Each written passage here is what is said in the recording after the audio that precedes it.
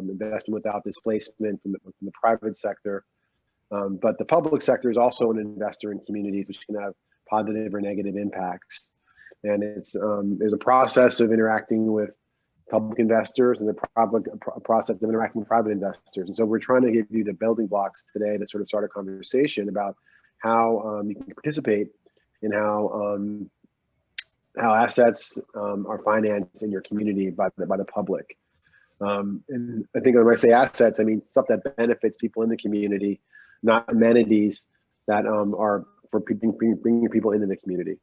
So Bridget is someone with a deep well of experience in working in cities. She can tell you she worked for New York City.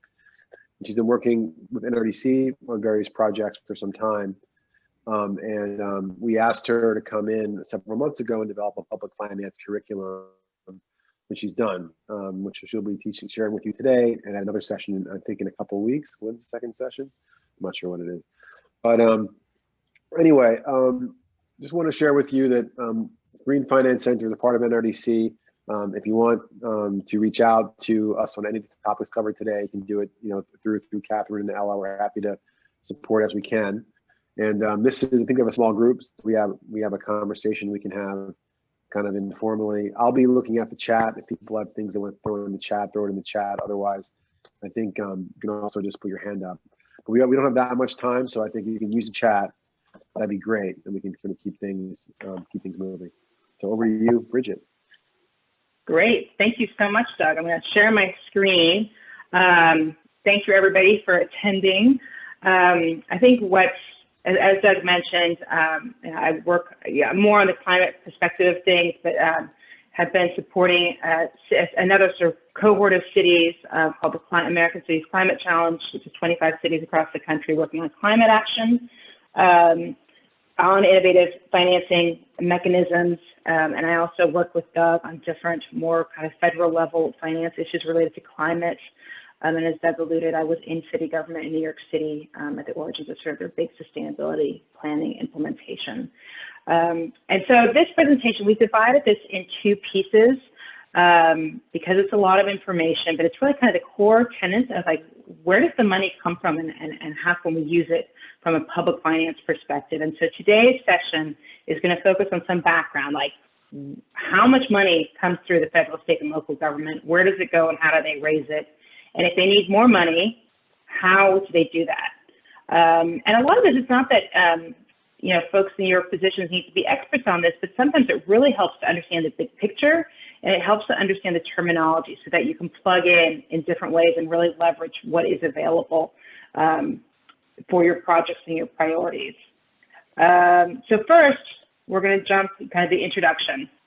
What do we mean when we talk about public finance, right? It's a really big category. But what you're really talking about is like, how is money coming in and how is it being spent? And it's really important. It sounds so like abstract and academic, but what it really means is like it defines, the governing ideology of any government, right? It's not just a budget and sort of a stack of anonymous papers. It really identifies the priorities of that administration and what efforts are going to be made on different topics. So public finance is just a very crucial thing. And there's big differences, and this is one of the things I think gets lost sometimes, between what can happen at the federal level and what can happen at the state and local level. So the biggest takeaway from this, and you'll probably hear about it in the news, is the federal government can run a deficit, right? So you always hear about these big deficits, especially after the big Trump tax bill a couple of years ago created $1 trillion in deficit spending. State and local governments are not allowed to do that. So state and local governments always have to balance their budget. They have different rules depending on the local government or the specific state, but they cannot sit there on end and run a deficit the way the federal government can do. And that has a lot of implications for, that we'll get into in a couple of minutes, about how they have to balance their budget. So, but first, let's kind of take a step back. What amount of money are we talking about? There's a huge amount of money that comes into the government. These numbers are 2017, which was kind of the most recent kind of available for a full set of data. But there's like over $3 trillion. Yes. I think we lost the slides, at least I did. Are people seeing the slides? I can see them. Yep. Oh, Yes, okay. Sorry, yes. it's me. I'm not seeing the slides. Sorry. Sorry, you've seen them before. So just order of magnitude. So 3.3 trillion comes in terms of federal revenue. Almost 4 trillion comes in for state and local revenue. So to an aggregate, that is more than $7 trillion in public money that is flowing in and out each year. I'm going to move to the next slide. There have been a lot of changes over time in how that money is spent. And what has happened over time, both at the federal level as well as at the local and state level, is that welfare costs and healthcare costs have started to really go up. And because state and local government, as I mentioned, have to balance their budget every year, this starts squeezing their budgets, and they have to start making decisions on either raising funds or decreasing services. And over time, what this has resulted in, I think we all experience it across the country, is really a decline in public investment in infrastructure and services. You see it with like bad airports or bad highways, bad local roads. It has sort of manifested because they've been so strapped on trying to cover, as you see these on the chart that's up there, the public welfare costs that keep going up, and some of the other health-related costs, and just being really tied tightly of what else they can do with that. But there are innovations happening, is the good news about how to address this. Hey, Bridget. Which we'll get into in the next section. Yes. Just in the comments, I think folks are saying it's a lot, and I know that we had a late start, but just to go a little bit slower so they can dive in with you. Sure. Well, I could stop there because actually what I wanted to do, and because this is kind of a separate topic, let's kind of go back. Like, what do people think about this? How does this play into your work? Do you have questions on the last couple of slides that I presented? I'm the one who asked for slowing down because this is really great information. And Bridget, thank you for walking us through this. And I was just trying to absorb the amount of information in the slides too. So I know we started late, but personally, I rather understand half of this well than having to cram it just because we had a technical glitch. Okay. Did you have any questions on where we are so far or any sort of clarifying issues? I have a question. Go ahead. No, I just wanted to say the slide prior to this one where you show the federal and the local, and you were explaining the difference between the two, is one that I would love to just, if you can just take it from there and walk us a bit on federal, state, and local differences and similarities, and then take it from there. That would be great. Yeah, absolutely, happy to. In the next section, we go into how the money is raised, but in here, what I was trying to show was what is it spent on, and it's quite a different breakdown. So on the left, you have how the federal government spends that 3.3 trillion in revenue, and what's quite interesting is that there's very little that is discretionary, and this is one of the things as well that you see in newspaper islands, right? When the government starts they start fighting in Congress over how to spend the money. But really, the amount of money they have as discretionary is really just that 24% discretionary defense and the green apple pie. So that's a 15% and a 24%. So it's a very small amount of money that actually is not automatic and based on formulas. So the bulk of the federal budget is spent on these different topics, Social Security and Medicare and Medicaid, but they just flow the way they flow. And so when they talk about balancing budgets, there's a small slice that they're able to really balance. So really essentially just 40% that when they make cuts, they can only make cuts to one pie slice. Conversely, on the state and local side, so you'll notice a big difference there again too. The federal side brings in 3.3, but spends 3.9, right? They're spending in a deficit. So 0.6 trillion, 600 billion are being spent that they don't take in. And so as a result, on the federal side, again, on the left-hand side, you see that pie slice for 7%, which is interest to pay for that debt. You'll notice that doesn't exist on the state and local side, because they have to take in more money than they spend. So they take in 3.9, but they only spend 3.6 because they have to be very careful. They can't go over. And the spending there is different, right? It's a lot of administration and public services, some social services. Education is a really big component, right? Think of all our elementary schools and our middle schools and our high schools and our community colleges and our state colleges. All that gets paid out of state and local fees. And so the next slide that we led into, this idea of how has that state and local spending evolved over time, that's where you see, you know, education has historically been the largest part, but it's being eclipsed now by health and welfare costs. And that's this trend. You know, healthcare is expensive. The U.S. has not really gotten its head around how to do that more efficiently, and taxes haven't really kept up with this. Does that help? This is great. Thank you. Super. The last piece of the big picture, and then we'll stop and see how this reacts in your cities and how it's relevant to your projects, is infrastructure, because infrastructure is a little bit different. Infrastructure is essentially funded by a combination of funds. And you'll see on the left-hand side, that pie chart, there's almost 30% that comes from the federal government that flows to states, another almost 30% that comes from state governments, and then 40% that comes from fees, right, toll roads or things like that. And so infrastructure funding, which can be anything from water resources to transport, highways, that is really a combination of federal and state money over time that is spent on that. So I'm going to pause here because the next section is going to focus on how the federal and state and local governments get their funding. So I want to stop here after this discussion about how they spend it and see if that resonates with you or if you have any clarifying questions.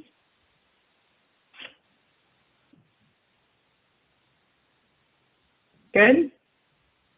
Okay. So sources, where does the money come from? This is interesting. Again, it varies, right? So first we're going to take at the high level, where does that $3.3 trillion come from the federal government? Almost half of it comes from the taxes we all pay, you know, come April 15th. Another important chunk comes from payroll taxes off of employees. And then a small amount comes from corporate income taxes. The picture is quite different for state and local taxes, where you have a variety of taxes, and we'll go into a little more detail in the next slide, come from property and sales taxes at the local level.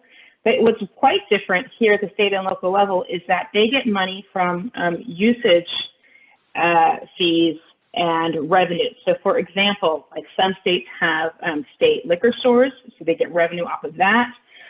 Some states have a state-owned utility or a local utility. They get revenues from that. Usage and charge fees can be, you know, if you need to go get a dog license, you have to pay for a dog license. Or when you get married, you get a marriage license, things like that they charge fees for. And then there are some transfers that come from the federal government as well. So it's quite a different picture. And then if we just focus on taxes at those three levels, again, it shows quite a different picture. The federal government is the same, right? That's what we already talked through, where the money comes from. That breakdown with 50% from the income tax and some from payroll. But at state and local, I wanted to kind of show you, it's a really different picture. Most local government taxes come from property taxes, right? So property owners are the ones funding most of that. And most local governments, not all, New York City being a big exception, do not charge income tax. In the state government, it is a big difference because half of it comes from sales taxes and then 40% comes from income taxes. And so the implication of this is really evident at a time right now, like when we have an economic recession. And you're seeing crunches in certain governments depending on the structure of how these taxes work. There was a really interesting study by the Brookings Institute recently about cities that were being most affected by this, and they were ones that had industries in a state, for example, that was heavily affected by tourism, like the state of Hawaii, right, is facing disastrous implications because their sales taxes are going down because there's no tourists there, and even their individual income taxes are going down because people aren't really making money because the service industry is so low. At the same time, like at a local industry, you can really face challenges in an industry, say, that is, I'm trying to think, again, similar, like heavily touristic or whatever, city of Miami facing challenges because, you know, there aren't people going to the beach, things like that. So this really can affect how resilient a government is in the face of an economic crisis. Any thoughts, questions? Just a quick question about, do we know in how these pie charts look like when instead of looking at the specific source, we look at the income of the people paying for this? Like, I'm curious as to, on the individual and payroll taxes, what percentage of that is lower income families or workers versus middle class folks versus the 1%, just for the sake of equity and understanding who's paying more for what and receiving the services and all that?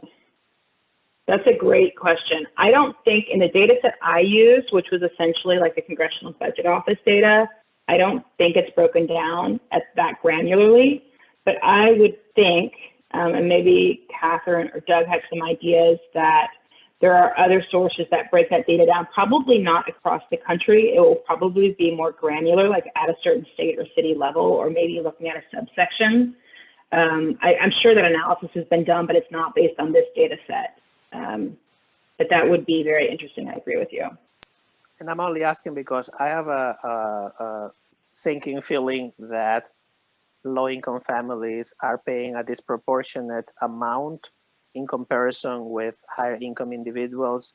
And yet, when we go to try to build affordable housing and services for those who are paying more, the higher income folks are saying, well, you're not paying as many taxes. So I'm just trying to find a better way to present to the world who's really paying the bill here and in comparison with what they have. So that's what I'm coming from.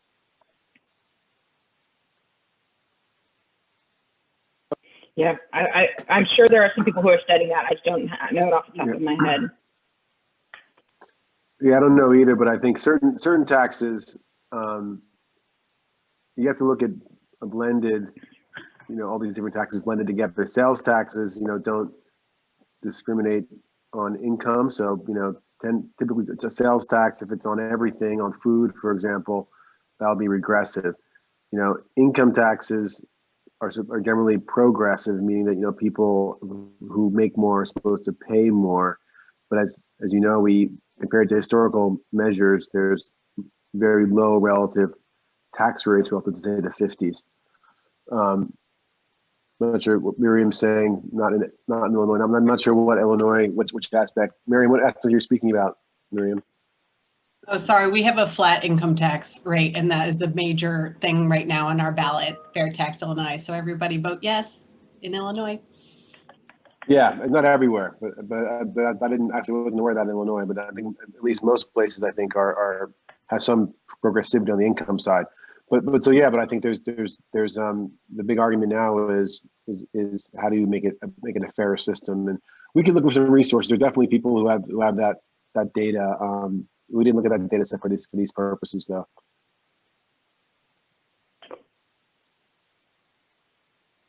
Okay, so moving along. So in addition, these are kind of basic taxes, but what's happening, and I come out of this from the climate perspective, right? And so one of the things that we've been struggling with is how do you fund climate action? How do you do it efficiently? And there have been an effort of looking into different fees and structures to do this. And there's some kind of creative ideas. And taking a step back, not just focused on climate, sometimes what governments are doing is tying things to real estate, right? So different real estate structures as a way to, tying, okay, we'll let you do this commercial development, but then you're going to add affordable housing, or you're going to help fund, give some sort of tax to fund a policy priority of the cities. Similarly, like we're seeing some taxes on like energy consumption or shared ride services as a way to fund sustainability. And you would similar have other kind of taxes, right? Marijuana taxes, sugary beverage taxes, there's some interesting ones. But what I want to draw your attention to is there's some creative ideas that are emerging that might be interesting for you guys just to be aware of. One is something that got passed in 2018 in Portland. It's a clean energy fund. And what's so fascinating about this is that this was really a grassroots effort aimed at funding climate action with a focus of really supporting communities of color and low-income communities They passed it. They did this huge amount of stakeholder outreach. They passed it on the ballot by 65%. This thing is in the middle of being implemented. They were so specific about what their goals for this were that the ballot language was very specific, which means that they've had essentially been able to set it up the way they wanted to, as the grassroots kind of organizers wanted to, which is that it's a council of 9 people drawn from the community who approve investment decisions with really strict investment criteria. 40 to 60% of funds, 50% of funds are going to LMI communities. 25% is going to workforce development. It's a really interesting, innovative idea. The other one that recently got passed, I think it's called Jumpstart. It was in Seattle. They are taxing high salaries.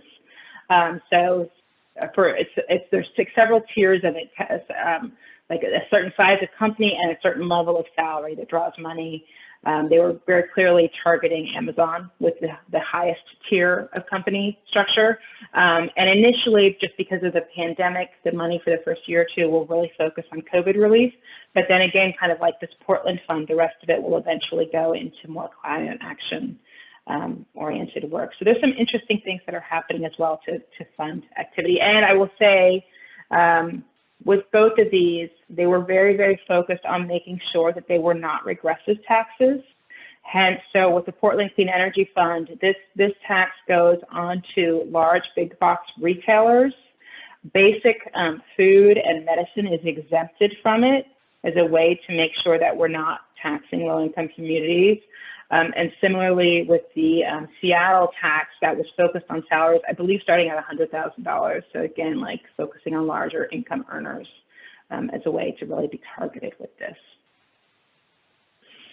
I'm going to skip, this is just sort of fees.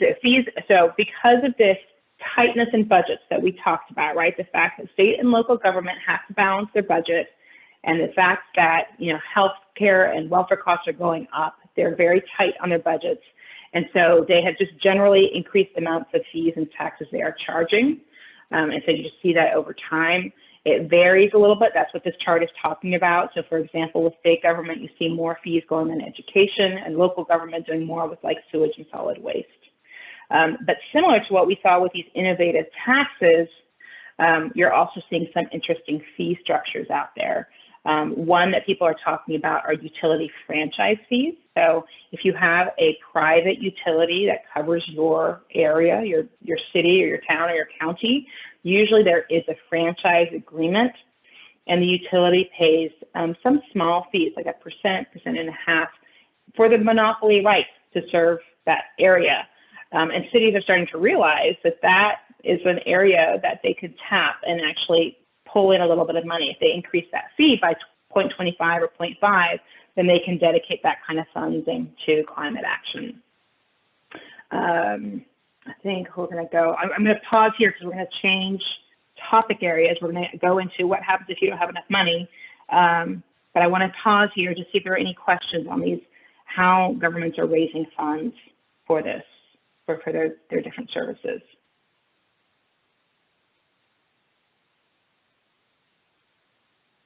Good? Okay.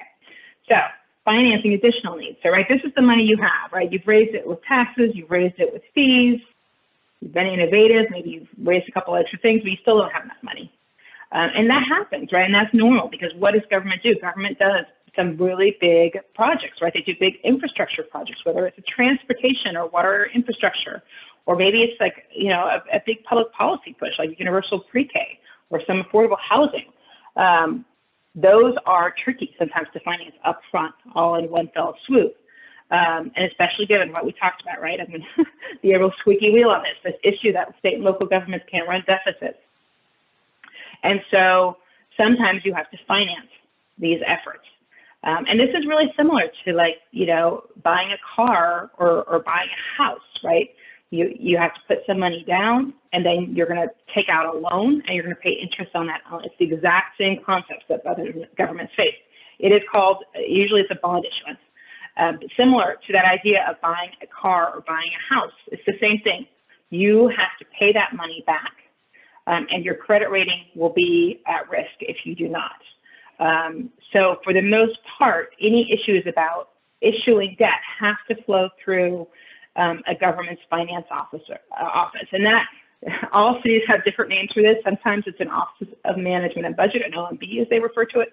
Sometimes a city has a chief financial officer. The terminology will vary, but these are very important decisions that the head finance entity within a city or a state is going to make. And they need to think about other long-term financing obligations or needs going forward, how much debt is already issued and how much debt is out there per capita in their region. Are the ratios out there, like the debt per capita, are those ratios that are going to make the rating agencies nervous about the amount of money that's going out? So these are big decisions that have to be made. Most governments issue what is called bonds, which is essentially just another word for a debt instrument. It's another word for a loan. There are other options.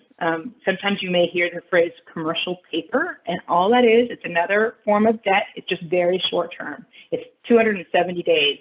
And it's a quick way to kind of refinance things for a short period of time in between while you're figuring out your financing. Another thing you might hear about are leases.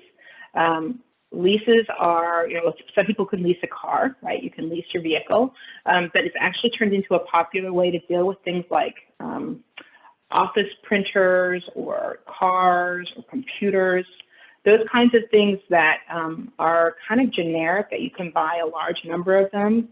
Sometimes governments, it's a little more economic for them to lease it. But the big bulk of the way that government finances any large infrastructure or social investment projects are through issuing bonds. The bonds issued by state and local government are tax-free, as long as it's for kind of public purpose, which makes them quite attractive to investors.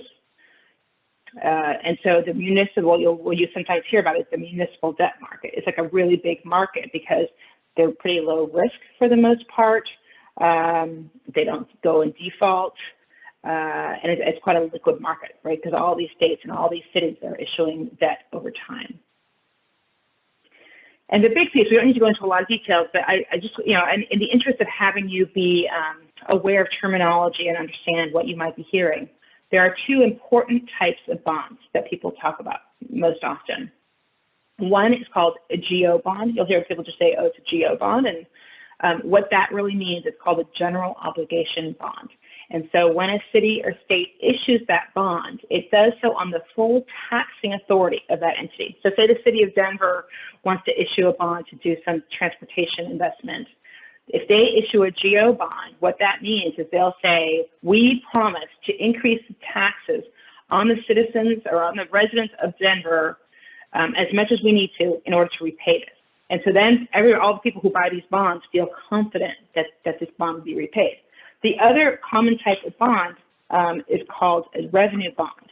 And that is different. That does not have the full taxation trust behind it. What that is usually on is, it's like, say you're going to build a parking garage. It's that someone will look at the economics behind the projection for this parking garage, and they'll say, well, there are this million people that live there, and they really need parking, and so they're going to charge this much money for parking, and so we're confident that we'll get our money back. It's two very different structures of investment vehicles. It has now become much more common to issue revenue bonds that are viewed as less risky because they're tied to specific cash flows that are going to come out of a project, whereas the general obligation is really just that full faith in the taxation ability of a government. But those two are what you'll hear about often, and they do have this nuance difference. So when you hear the word revenue bond, you have to understand like what project is backing it and what are the assumptions around that. And so I know, based on some conversations I've had with Catherine, that some of your work is funded through bonds. And so there are definitely mechanisms for tracking this and monitoring this.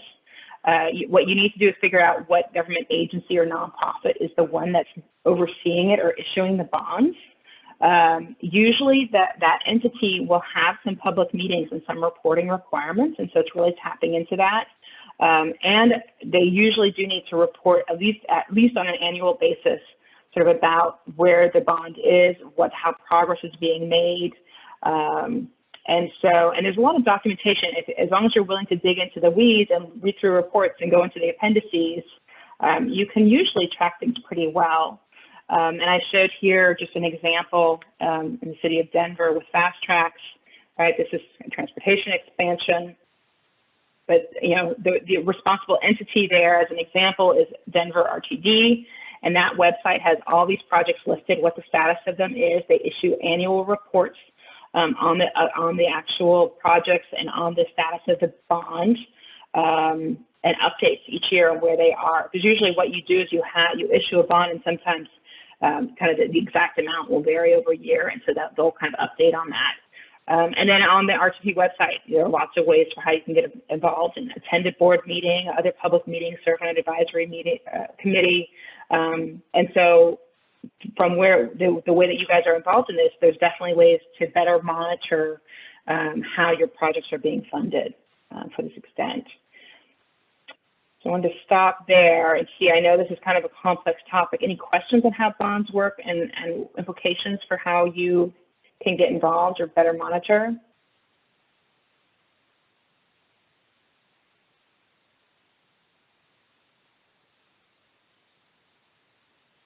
I'm good? Okay, we're almost done. So the key takeaways, so right, we covered this idea of like, what is public finance and why do we care? We care because the money matters. The money can be used for good. We've covered where the federal, state, and local government gets its money from and what they spend it on. And we've covered what to do if you don't have enough and what you're collecting in funds and how do you fund long-term investment. And so some of the key takeaways just to leave with you, right? Like public finance has been constrained. There has been a kind of a political movement to reduce the amount of government spending, and that has had impacts. And increased health costs have also impacted and constrained government finances. But because of this limit on state and local government not being able to run deficits, they have had to increase user fees and taxes to cover their other priorities. And that will probably continue to happen. And when budget items are not sufficient for larger capital investments, usually governments do use some sort of bond funding. And it's a way to do that. And there are lots of ways for advocates to kind of track that and monitor that. So if you have other questions, about this presentation, we're going to have one more session in 2 weeks. And that one is focused on municipal budgeting, which is just too big of a topic to try and cover along with these topics. But that's really talking about the cycle of budgeting and how it works and when stakeholders can intervene. And it also will cover innovations that we're seeing in municipal budgeting, especially to cover topics like climate and equity issues. Doug and I are available if you have other questions that come up, and happy to sort of take any questions now. I think we still have a few minutes on this call, so I'll stop sharing.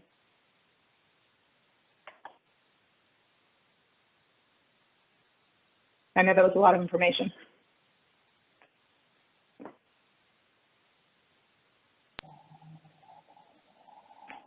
Good job.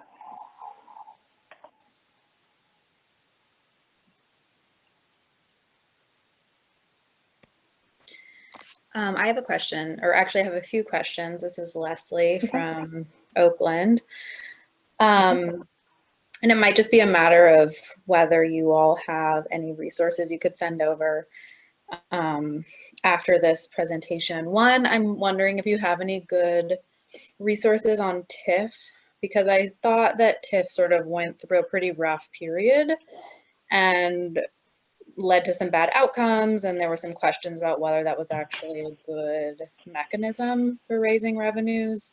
So just curious whether you have any resources that I could read to get a better understanding of that. Second, I was wondering if you have any models of good bond oversight committees. We have a bond here in Oakland, Measure KK. We have an oversight committee. We have 2 allies on that oversight committee, but the committee just has almost no teeth.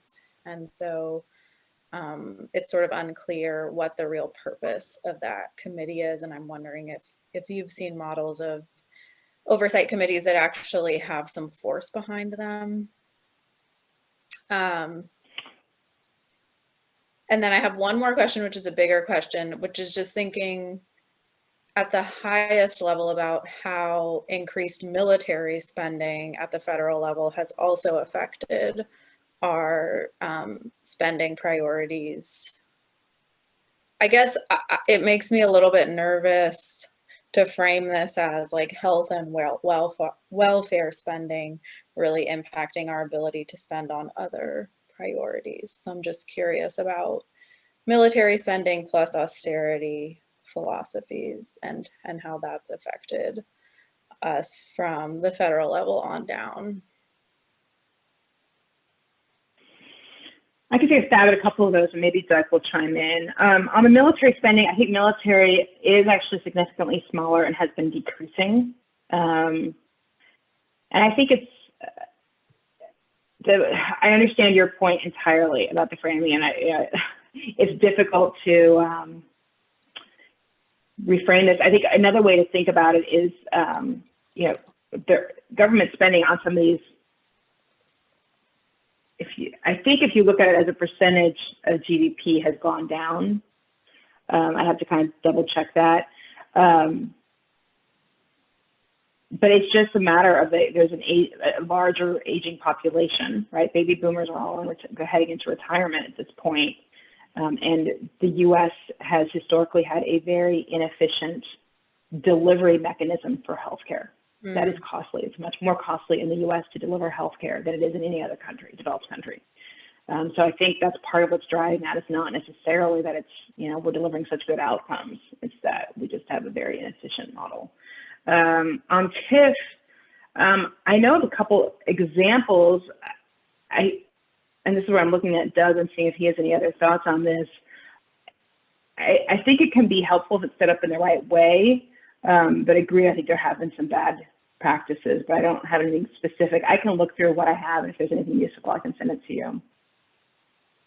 And then models for good bond oversight committees. I did not, actually, I looked into this a little bit when I was researching for this and didn't find anything that I found in my research. So I just think it's about being an advocate. I think it's about being loud and using your voice and using your presence there more than anything else. Yeah. But I'll open it to Doug.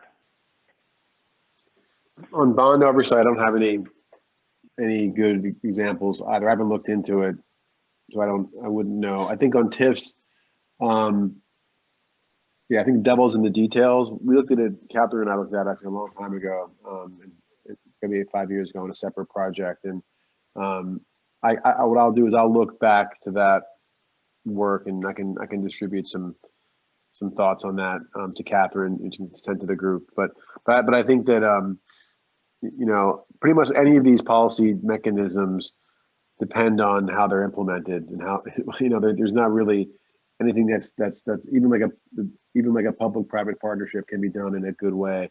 So it's all about the details. So let me look at some of the things we looked at on that previous project, and if they're still current, I'll circulate them around to this group.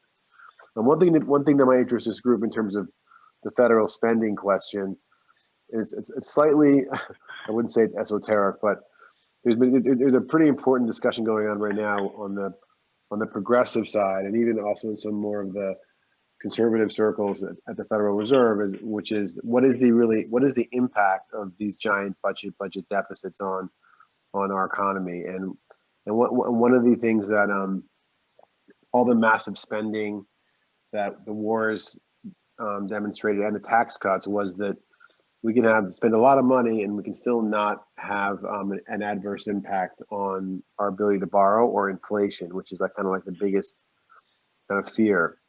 So I think if we do see a Biden victory, I think a lot of these ideas about us being able to deficit spend for public goods without having an adverse impact will be brought front and center. If you're interested in some of the thinking, this is the thinking behind the Green New Deal, actually. That some of these economists are these becoming mainstream ideas. So if people are interested in learning more about that, that comes under the broad rubric of modern monetary theory, which says we can spend for good things as long as we don't cause inflation. And anyway, that's something, it's slightly more esoteric, but it'll be really important for the public finance discussion at the federal level and in the Biden administration.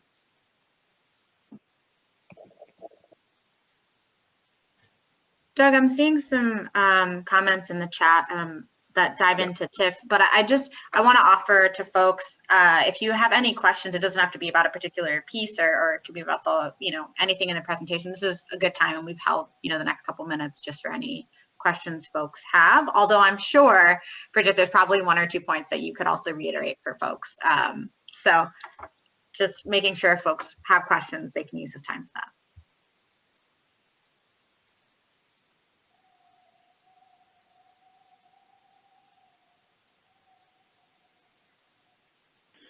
Well, I think I recognize that sort of there's a lot of information to throw out and a lot of terminology, and there's probably kind of different levels that people are taking this in. And so, to the extent that as you think about this, and I'll happy to have the slides be shared with the group, but if you have some clarifying questions or information for examples, feel free to email Doug or me, and we can respond to you and kind of give you that sort of feedback on those. I think, Elizabeth, you had a question, and then yes, folks, we'll definitely share all of the resources, recording and slides after this, as well as a link to the November 9th second part of the series. Thanks, Ella. You guys hear me okay? I'm also in Oakland, the Bay Area.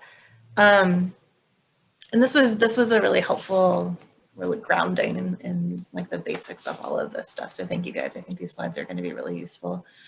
My question's a little bit more esoteric, so like maybe it's a follow-up conversation amongst like SPARCC partners or something too, but interested kind of Bridget and Doug in anything you guys are holding.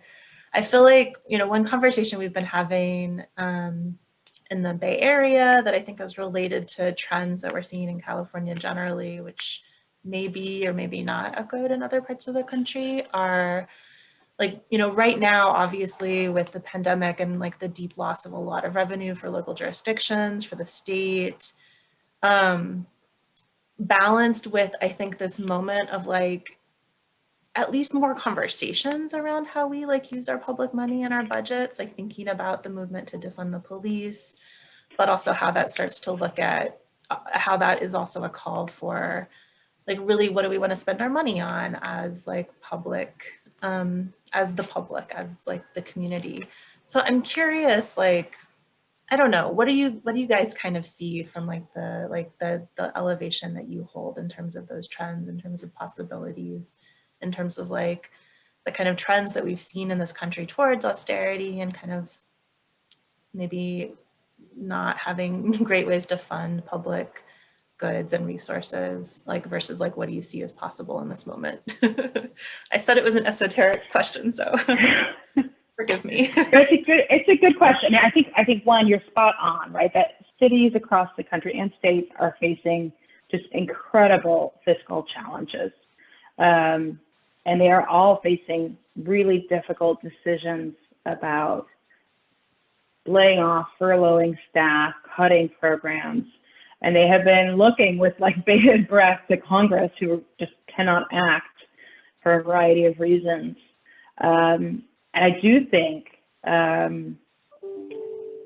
and Doug is much more plugged in at the federal level than I am, but that if you see a Democratic administration, I think there will be more of a recognition that this austerity is just not what the country needs right now, right? And there's just a massive need for investment in infrastructure, like capital infrastructure, because we're just so behind, right? We're rated a B on our infrastructure status in the country, but also social infrastructure, right? And the need to support families and communities, whether it's schools or senior centers or whatever it is, a large variety of things, right? And really proactively addressing some of the historical inequities in this country. And so I would think under that kind of administration, you'll see money flow down from the federal level, which can, fund deficits. And as Doug mentioned, there's a kind of a little more appetite to do so, and then that will flow down through states and local governments. And this is kind of a little highlight for what's coming next. There have been these different ideas about how to tackle budgeting to more proactively think about priorities that communities have. And that's one of the things we'll cover in this session in 2 weeks. Doug, any other thoughts? No, I think I would just second what you said. I think I think there's more possibilities now than there's been in a long time.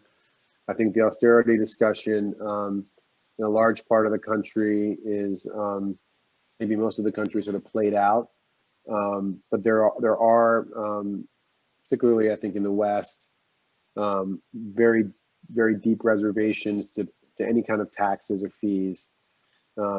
Very deep kind of reservations to expanding public services. So like many things, it's kind of like a tale of two countries. I think if the federal government makes an effort to try to distribute funding across the country in ways that provide for rural and urban equitable development, you may see the politics change quickly. I think that's kind of what you're seeing in some of the Biden plans, is to try to do that kind of to erase the rural urban divide and try to through a major public spending program that covers the country in equally or equitably is a better word.